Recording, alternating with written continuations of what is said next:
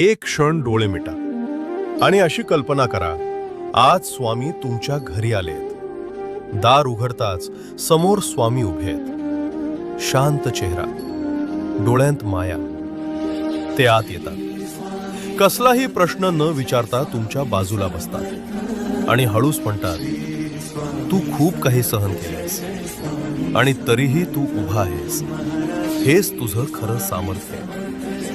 जे तुटलं ते तुला कमकुवत नाही तर शहाणं बनवतं. जे झालं नाही त्यासाठी स्वतःला दोष देऊ नकोस, कारण योग्य वेळ नेहमी योग्य उत्तर घेऊन येते. स्वामी तुमच्याकडे शांत नजरेनं पाहतात आणि पुढे म्हणतात, आयुष्य तुला तोडायला आलं नाही, ते तुला घडवायला आलंय. त्या एका क्षणात मन हलकं होतं, श्वास शांत होतो आणि आत कुठेतरी नवी उमेद जागी होते.